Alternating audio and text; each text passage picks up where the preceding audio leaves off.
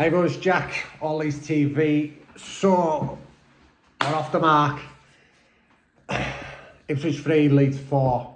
I'll be honest with you, before game today, I would a bit, how's this going to go, you know, because obviously the last 3 performances, you can't say they were great.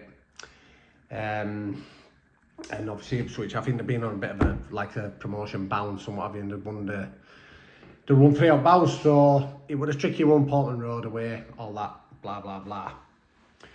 Before I get into game, there's something else I want to bring up, you know, I just want to bring up. I think me, obviously, myself, personally, I think I've been so disheartened by the goings on at Leeds. Obviously, it's just been, seems to have been player leaving after leaving after leaving after leaving and nothing coming in. Obviously, I know we've signed, to be fair, I'll give them due, Ampadu has been brilliant. Byram, been brilliant.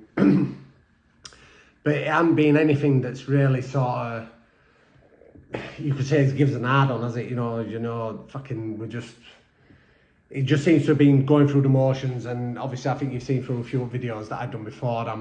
I've been a bit critical at 49ers. I'm still not convinced by him. I'm just, you know, what's the motive? But I think this week, you know, it's given us all a bit of a lease for life, you know, that we are getting sort of associated and noise about players, you know, and so-called decent players. And obviously we've got one through the door in Pero, is it Pero, however you pronounce it, right? That was, we know he's been a prolific striker for Swansea and a poor Swansea side, but he's been a prolific striker and we've got him in the door, bang, right. So, you know, that's made us all feel better. But we've also had obviously all this crap with Willing on or Sinister, all the, you know, the refuse to play. And I'll admit myself, I probably wouldn't allow this against West Brom, screaming, banging on the boards, you know, refuse to play, fuck off home. Because at the end of the day, Leeds United is bigger than any EU players. And so don't you ever think that you're bigger than Leeds United, because you're not. You're lucky enough that you can pull that white shirt on. And that's it, it's as simple as that. But I'm going to sort of play, obviously, I'm still going to have to warm to Willie a bit more. But I think it was Farke's press conference this week, and he made a lot of sense in what he said. You know, the end of the day, I think he's more or less said it, that Willie's head has been turned by probably an agent. Or when we look at it and you look deeper into it, Willie not knows agent. It's not a great agent. He ain't got a lot of massive players underneath him. So Willie with his big payday, and I think he's got into Willie's head and told him and this and this, when really in reality is all that agent bothered about were, oh, I can get a fucking £1.5 million, £2 million quid out of this deal. And I think that's the reality of it. So I'm going to give Willie the benefit of the doubt here. As I said, Daniel Farke himself, he just said, you know, every 19-year-old kid can make a mistake. Anyone can make a mistake. Everyone, generally in life, you can make a mistake, and everyone deserves a second chance. But as Daniel Farke has just said, no one deserves a third chance. So, for me, you know, I'm more excited about this manager that we've got at the minute than obviously since Bielsa. I am. You know, there's no one, I don't think, and I don't know if I'm just speaking for everyone, but me, I just think he's all manner. There's no bullshit out of him. He's no Ted Lasso fucking talking motivational crap. He's literally telling you exactly how it is. And this is how it is. There's no bullshit, there's no transparency with him. He's straight as a die. So I think we now as a club need to realise that I think we're lucky to have this man, and I think he's the right man that's going to guide this ship to where it needs to go. So that's Daniel Farke at the minute, I'm just so happy with him. Anyway, so we get to today. So before game, myself, like I said, I was a bit nervous, you know, Ipswich away, it's not a great ground for us anyway. Then you see the team sheet, and you see Willie and Sinisterra both starting, and you see Pero both starting. All starting. Now, for me, again, I think that this is a Farke Man Management Masterclass, right? For the simple reason, right, you two boys, Willie, Sinisterra, you need to go out and prove to your teammates, and especially to them fans out there, that it's not a home game. He's done it an away game. Put them straight in and say, right, now it's up to you. And do I think they delivered today? Absolutely, they did. They showed that they want to play for this club. So, as regards to building bridges, I think they've made a massive step today, the pair of them. You know, Willie got his goal. What more can you ask? He wanted it. He wanted it, and that's all we want to see as Leeds United fans. He wanted to win that ball, and it was desire and hunger to get that goal, that got that goal and put us 2-1 up. You know, Sinisterra, I thought, was fantastic again. He was involved in the third goal. We've got Pirot, who we signed today. Sorry, I've a bit of a frog. Now, Pirot, obviously, who we've signed this week. Me, myself, personally, I've not been getting into the social media wank fest. You know, that everything's been going on, because I've seen enough shite over the years. I mean, I can remember Thomas Brolin, one of the hottest players ever in Europe, and he comes to Leeds and just waste the time. He had Lasogga, scored 2 goals on his debut, waste of time, and he went to one of the hottest strikers, Germany. So I've seen it all. But I've seen social media reacting to signing Pirot this week. You'd have thought we'd have signed Messi. And I'm just like, I'm not getting carried away with it. I know it's a good signing, but I'm not getting carried away with it that he's this, the Messiah, the Holy Grail, the Golden Child, whatever. But I hope he is.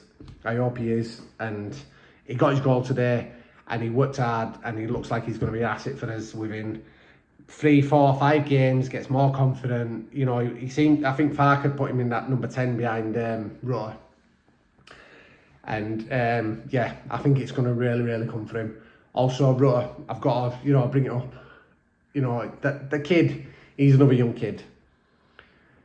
And he's had a massive price tag on his head. And I don't think that's his fault. I think it's that fucking prick or whatever's, you know, it's another thing with him. You know, he decided that let's pay 30 million for him, you know, unproven talent. And he's had a lot of pressure on him. But that goal today has shown he has talent, and he's got ability, and he's got skill, because it was, what a goal. Do you know what I mean? What a fantastic goal. He just went round a few of them, you know, and didn't think about it. And it was fantastic. So happy for Rutter. Hopefully he will now kick on. You know, brilliant. Absolutely brilliant. So, as always, I will bring a negative. I don't want to bring a negative today, but I'm going to have to bring a negative up, right? You know, Cody Drama, right?